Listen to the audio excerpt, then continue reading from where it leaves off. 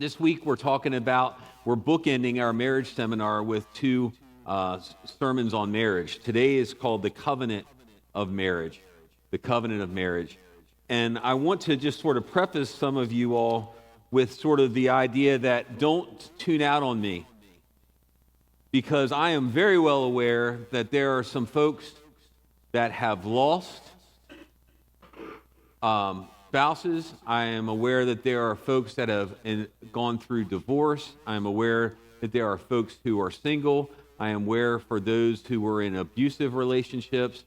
There is all kinds of things tied up in this idea of the covenant of marriage. My heart is that what Scripture does, it gives you the best way. So have you ever been, most of y'all, I see a lot of glasses in here. You know when you go, if you don't know, you go to an optician. For one, you can tell that you can't see. And sometimes when you get older, you can tell that you can't read. And all these things happen. It's a fact of life. And when you sit there with the optician, they will go, is this one better or is this one better? Is this one better or is this one better? Now, I don't intentionally pick the bad one just to play around with the doctor. I want to know that my glasses are the right one. You know, so when I trained in the military and I was shooting, I didn't go, well, I shot him in the hand, that's okay. No, I wanted to shoot center mass. I wanted to get as close as I could. Precision is important. The Bible gives us a lot of things that are based on precision and accuracy and God's best. None of us have lived out God's best. Amen? None of us. You know, I can't tell you the amount of times where, you know, I was married before and my wife passed away, for some of you that are new, and, you know, they're like, well, you don't understand what it's like to have a struggle in marriage. And I'm like, have you ever been married? You know, I was like, no, if you're married any amount of time, you will have a struggle in marriage. That is a given fact. I mean, we haven't yet, but we're still in our honeymoon phase. So, you know, that's a blessing. But God has His best way, and we choose how far we want to deviate from that. So there is just a piece of it where it's like, I want God's best, okay. But then it's like, really the answer is, what are you going to do about it? How are you going to take ownership? A lot of couples choose to blame the other person. Becomes the average blame game going on. Well, if it wasn't for them, so I have a quote for you. Marriage is when a man and a woman become one. The trouble starts when they try to decide which one. You know, it's like, it's all about me. You know, it's got to be my way. You know, it's like all these things where we sort of go, we think that marriage is going to be this beautiful ride and everything's going to work out great. And it does, but I'm going to tell you, there are pitfalls along the way. So I do not stand up here having it all figured out, but I know a God who does. And I'm going to give you a lot of examples what a covenant marriage should be and why it should be. Then at the end, I almost don't care if you zone out on the first part. Please don't zone out on the end, okay? Because I want to give an opportunity for you to possibly deal with some stuff that maybe you haven't processed yet. And so I hope that might work out for you. So again, this is going to be somewhat of a teaching, nothing rocket science here. But at the end, I think we're going to get somewhere. And I pray the teaching, God's word is good. But it might sound familiar. So the first section here is the biblical foundation of marriage. Genesis 2:24, therefore a man shall leave his father and his mother and hold fast to his wife, and they shall become one flesh. For those of you who are going to the marriage seminar, we're going to talk about that on Saturday morning. We're going to hit what that means, so I'm not going to do it right now. The two shall become one, and that is a beautiful thing. Marriage is a sacred, lifelong covenant established by God between one man and one woman. It is more than a legal contract. It is a spiritual and relational union designed by the Creator for the companionship, procreation, and reflection of God's love. And if you don't know what procreation means, it means having kids. Just so you know, it's not a often used term thing. So I think most of you know how that happens, but we'll figure that out later maybe. So that is a definition of marriage. Genesis 1:27. So God created man in his own image. In the image of God, he created him. Male and female, he created them.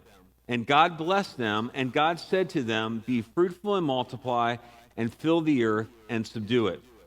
So what happened before here is God looked around and he saw the creatures they were paired up, but Adam had no one beside him. And I remember when I was preparing, and here's a pro tip, so for single people out there, if you desire to get married, you don't have to, singleness is blessed by God too, but if you decide to get married, now is the time to prepare yourself. Chances are you're not going to stumble into Mr. Magic or Miss Wonderful if you're not pursuing being that yourself.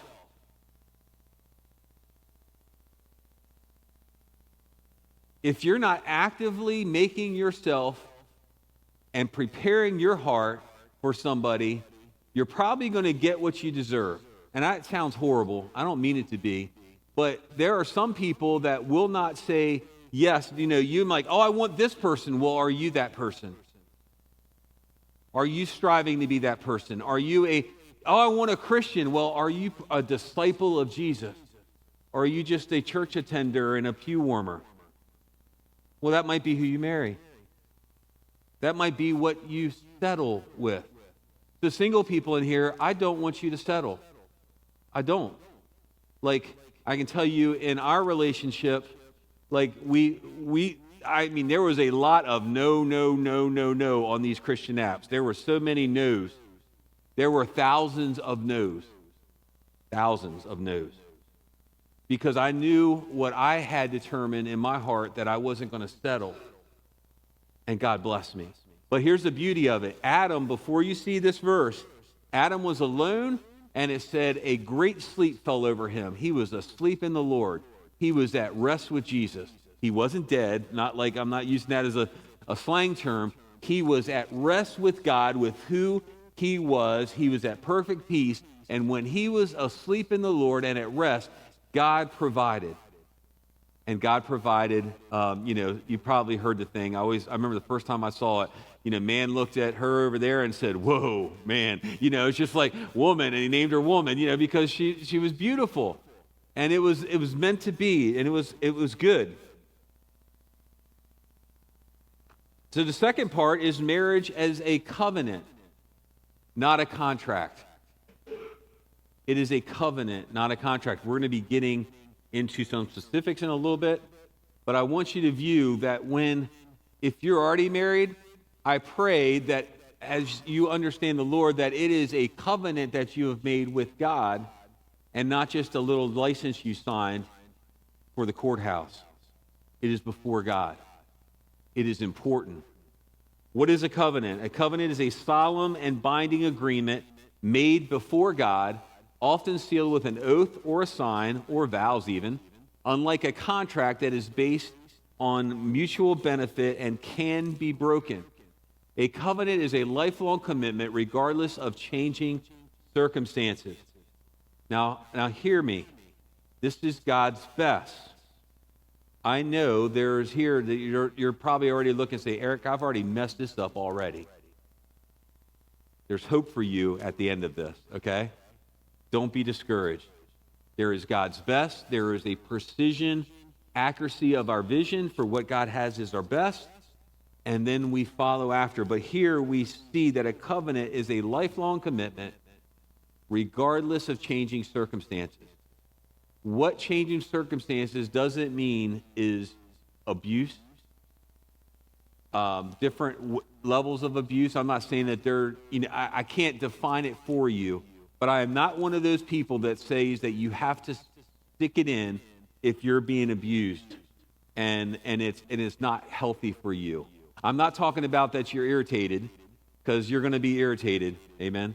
All right, yeah, you're going to be irritated.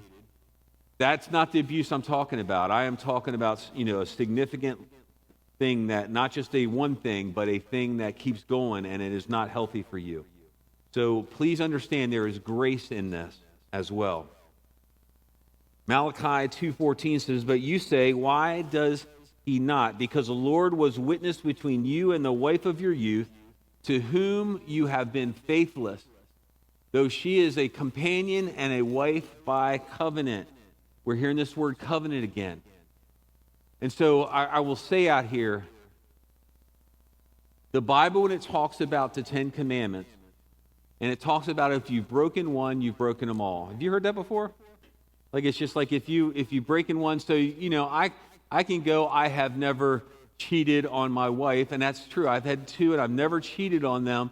But to commit adultery in my heart or in my head, I have done that. And so when we do things, when we're angry towards a brother or a sister, we have anger and hate. There is a form of murder with that.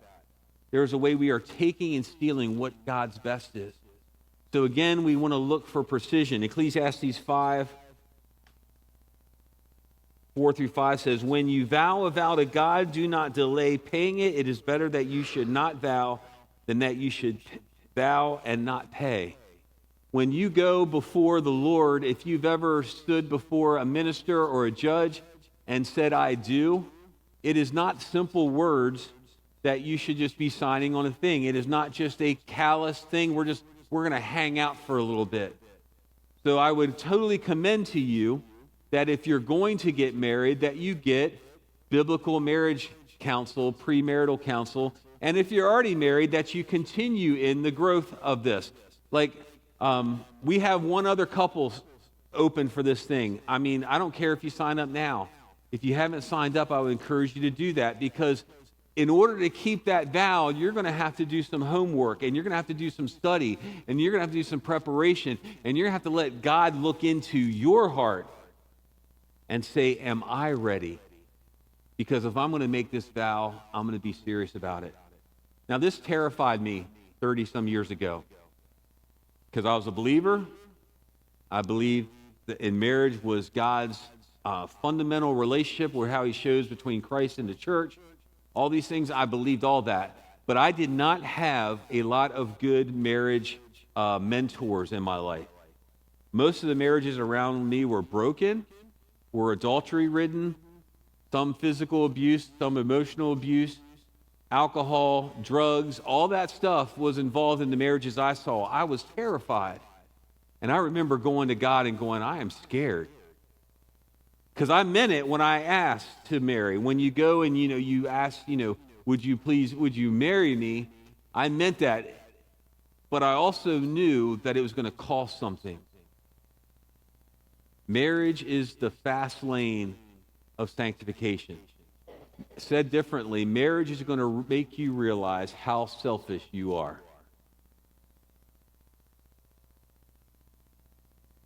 I am a selfish person. Now, I've had a lot of practice with trying to undo some of that selfishness. But marriage will make you realize, or either that, or you're going to be oblivious to how selfish that you are. Because maybe you're expecting the other person to do all the work and you just sit there and coast in on it. But no, it is two people being joined together that are constantly renewing their vows. Today I choose you.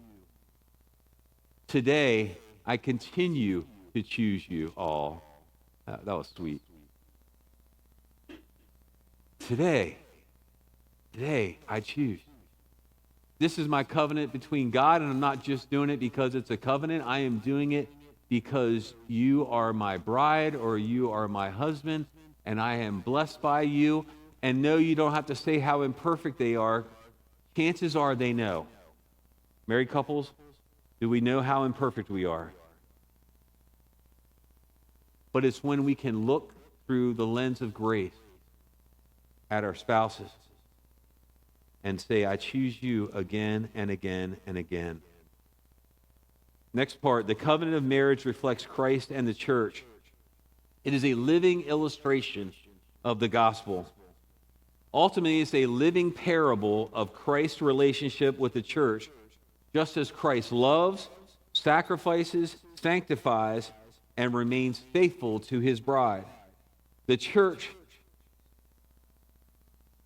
so our husbands and wives, to love and to serve one another. So just as Kennedy said earlier, we are a family.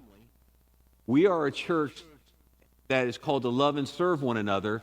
In a marriage, we are called to love and serve one another.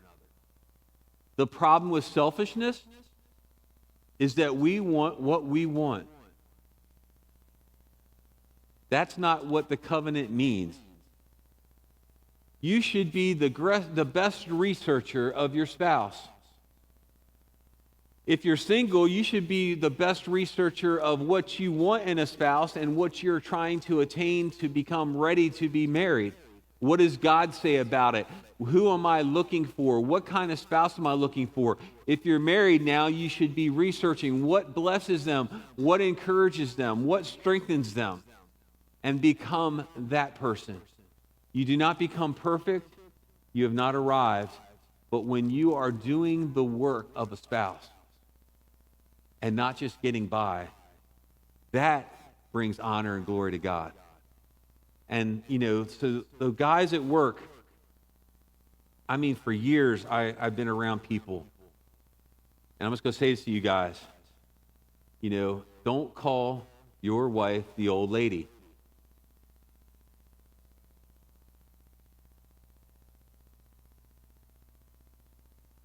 How you talk about your wife is going to reflect on what they think you think of her. I want everyone to know that I love Tracy. I want everyone to know that I'm committed to her, that she is my wife. I do not want to bring derogatory statements down. Our statements should be edifying. In front of the guys, it'll blow their mind. I'm going to tell you, I blew people's mind. They were like, I'm like, man, that's not how I talk about my wife. No. Like, what do you mean by that? I'm just like, why are you married? Why are you married? I don't know. And that's like some dumb nothing box guy thing has. But we need to we need to remind ourselves why we're married and the blessing of our spouse. So this illustration of the gospel, how we treat our spouses, women, how you honor your husbands, how you are grateful for what he does, not constantly reminding him about what he doesn't, but blessing him and honoring him in the courtyard. You see that in Proverbs 31, and women are terrified of that chapter. I get it. It's intimidating. It's just like I'm intimidated by I am called to love my wife as Christ loved the church and willing to give myself for her. The manly men in here go, yeah, I'll pick up a weapon to defend my home. No, that's not what maybe you have to do that. But what really happens is you have to die to yourself and become real before her and transparent before her and honest before her and trustworthy before her, and so that you develop this level of intimacy. So dying to self is intimidating, but so is sometimes honoring your husband, because you might seem the odd person out with that. Ephesians 5:31 and 32, therefore a man shall leave his father and mother and hold fast to his wife, and the two shall become one flesh. This mystery is profound, and I'm saying that it refers to Christ and the church. Matthew 19:6 says, so they are no longer two, but one flesh. Therefore God has joined together, let no man separate. You've heard all this, yes? Doesn't this all sound familiar?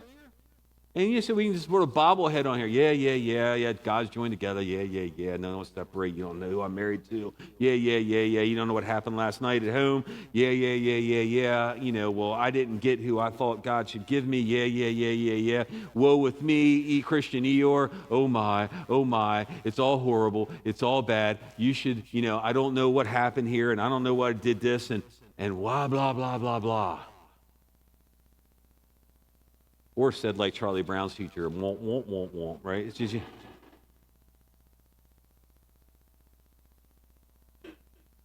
Hebrews 13:4 says, let marriage be held in honor among all, and let the marriage bed be undefiled, for God will judge the sexually immoral and adulterous. Marriage is continually talking about how before God we do these things. The covenant of marriage is not to be entered into lightly nor to be broken carelessly. It is a sacred bond divinely designed to bless individuals, build families, and glorify God as couples walk in faith, love, and obedience. Their marriage becomes a powerful testimony of God's covenantal love and grace. I know marriage is hard. I am not shocked by that. But I also know that my chief end is to glorify God and enjoy Him forever. And part of how I do that is how my marriage relationship reflects that to not only God Himself, but to those around. My words, my encouragement, now I'm sarcastic a lot, so my words have to be judged somewhat lovingly. But, man, my heart is that our marriages would be so strong that no one would ever question the love that we have for our spouses and that this church has for marriage. But that we are called to be a testimony of God's grace and love. You might be married to an unbeliever. The testimony is that you stay there, and by your peace and your love that you will win them over. The covenant. So now I'm going to transition. What I said, this is all the teaching stuff. I want you to pop up the next picture, please. You're probably not going to figure this out right away. But this is an illustration of what happened in Genesis chapter 15. In Genesis chapter 15, you had Abram. He was like, I'm not going to have a child. And he's sort of complaining with God. And God promises him. He said, I'm going to make a covenant with you that today that look up to the sky and all the stars you see will be like your children. And he's looking at it, he's like, my wife's old. Like, he shouldn't have done that, right? It's like, he shouldn't have said that. But it was realistic. It was like they were beyond their time to have birth. And so he was frustrated. You ever been frustrated with God? Yeah, he's frustrated. I just think like, you're telling me this, but I don't believe you. I think probably most of us said that to God. I hear what you're saying, but I'm not buying it right now. And so this is what happened. Very interesting. I believe Abram thought he was going into a covenant with God, and he was, but he didn't know how it was going to play out. So again, just like in Genesis, Abram was asleep.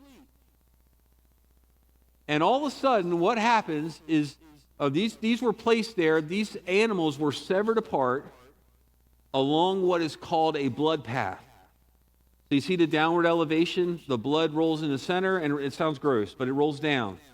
We don't do this anymore, just so you know.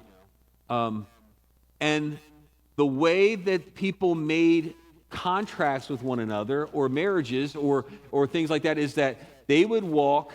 Literally, if Rob and I, if I were going to buy a piece of property for Rob or buy his car, that we would walk along this blood path, and this might sound weird, but we would hold each other's side and walk through, and it says, "As those animals are, so shall I be if I break my promise to you."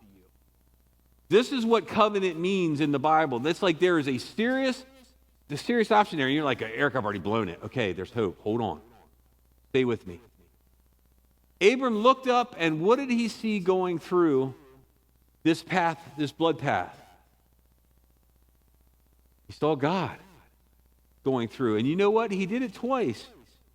Because not only did he walk through it for himself, he walked through it for Abram because Abram wasn't capable of keeping this covenant.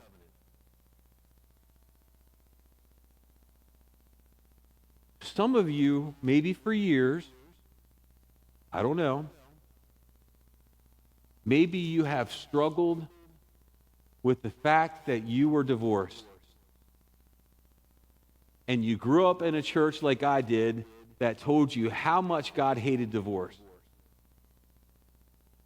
And God does, but that doesn't mean he hates you.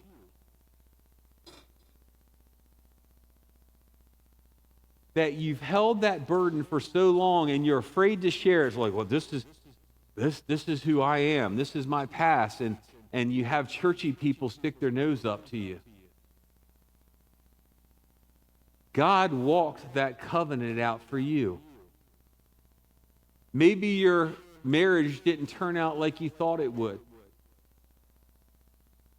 Maybe whatever level of stuff that happened, I'm not going to say specifics, but you felt like you walked through that blood path alone and things didn't end well, and you find yourself going, how can I get past what has happened?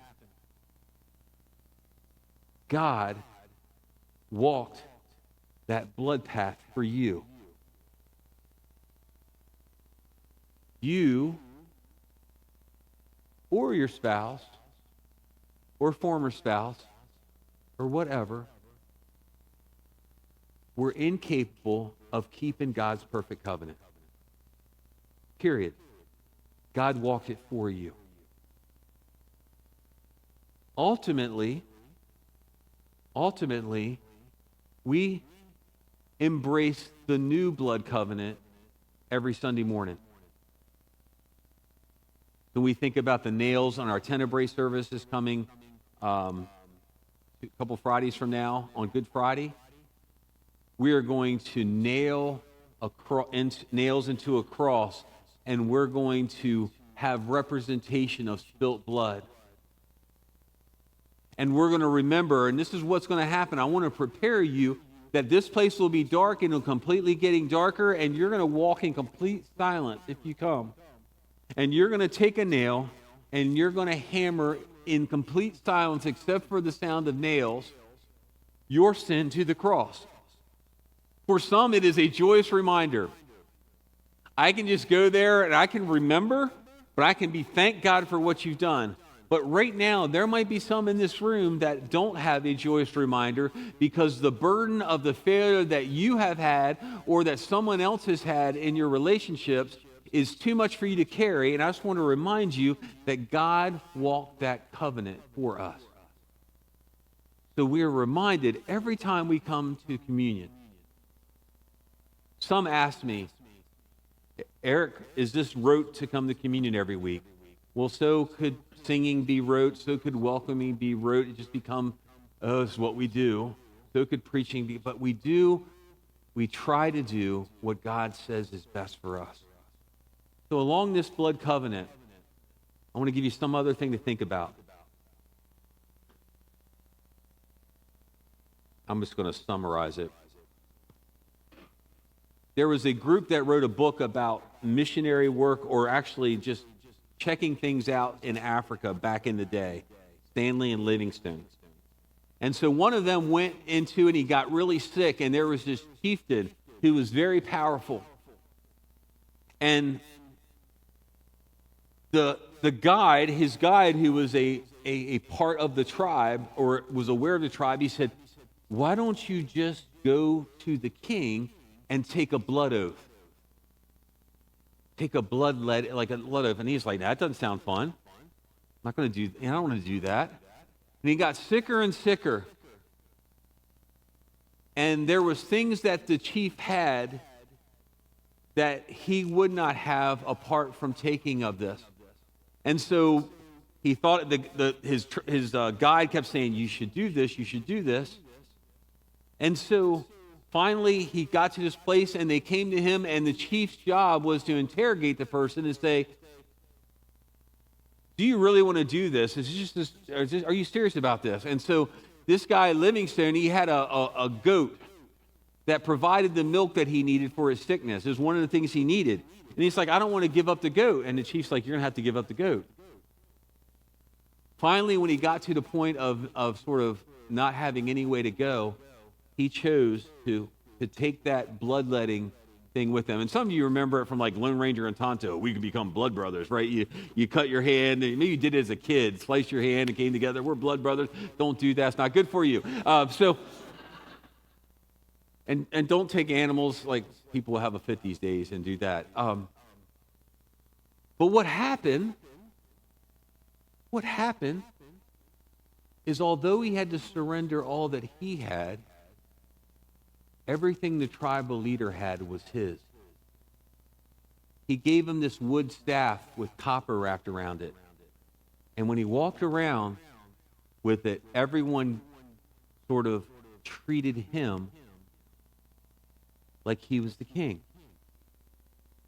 Said another way, everything that the chieftain had was granted by blood to the person who didn't have enough to come in. Therefore, that goat, he could still get benefit from the milk.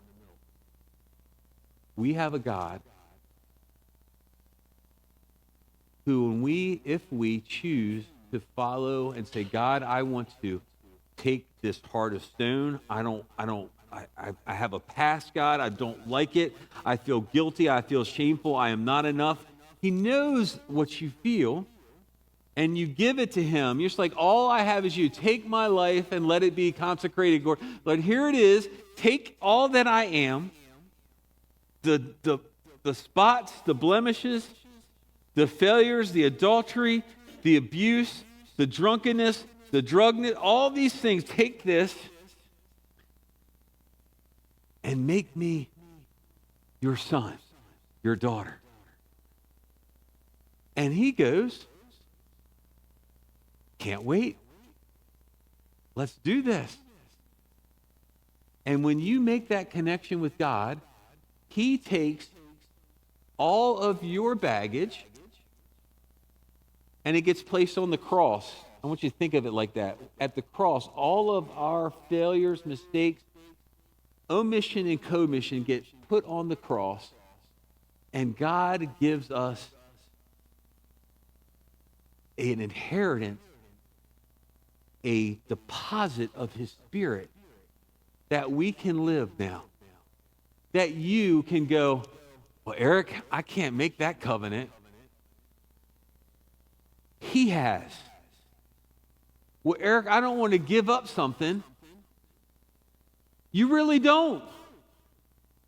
Do you want the blessings of what little things you have in your life?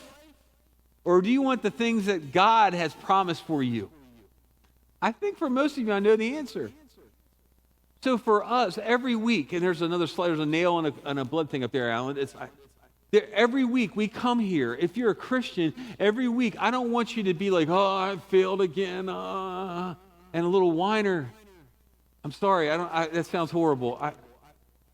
Crying is okay. I'm talking about we do the same stuff, but we don't change our method on the next week on how not to get there. A constant lamenting. Okay, and this is what it looks like. I'm going to give you an internal dialogue. You all say this out loud, but this is me. This has been me. Dear God, do I have to come up here again? God, you know what I've done all week. You know what I did, what I didn't do, what I should have done. You know all this. You know what I did 3 years ago. You know how I treated my spouse last night. You know what I looked at, read, watched, did. I don't want to come here again. Yeah, you feeling me? It's like, because it brings you to a place of you're before God. It should. I'm not saying it does for everyone. It's like, do you want it God's way or do you want it your way? And so I've given permission. If you don't want to go there, you can get up. No one's going to really notice. You can do a communion flyby. You know, you're going down a taxiway, you know, and I don't care if you fake it. I try not to. I try not to look up here, but because I don't want to get things in my head. But it's like if you just want to go like this, don't do that because it'll give you away. Okay.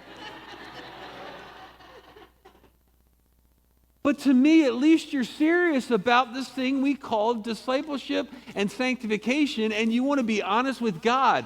Who cares what I think? In the end, who cares what I think? What God knows about you is what should matter, and how you are before God should matter, because it should be fearful for you to lie to God to his face. So the beauty is, when I come up here, I want you to picture a blood path. That what you couldn't do, what you have failed to do, your mistakes, your past, are covered in the blood, and that Jesus walked that path for you. And he wants your vision to be perfect. So when you acknowledge what you've messed up, he already knows. He wants to make it right. He wants to give you a proper vision. So when you come this morning, you need prayer. Maybe there are a couple of folks who will come up here and pray with you. I know I can find somebody to pray for you. If you need prayer and you need to own something that happened maybe 30 years ago, own it. You don't have to say it to me, but you can just sort of, here's where I am. Own it. If you haven't known Christ at all and it just seems like a big game to you, but you see there's some significance on being with the chieftain who can give you everything, and I'm not talking about money and gold and cars and all that stuff. I am talking about a right relationship with God that he wants for you. Come and just open-handed say, here I am. He will walk the path for you, with you. He will never leave you or forsake you. But don't take this cheaply. Don't, or said positively, take this seriously. Because in a sense, you are being reminded of your relationship with God. Every time you take communion, you're remembering what he has done for you. You're celebrating that, and at the same time asking him for strength for today, grace for today, for your life. He will never leave you nor forsake you.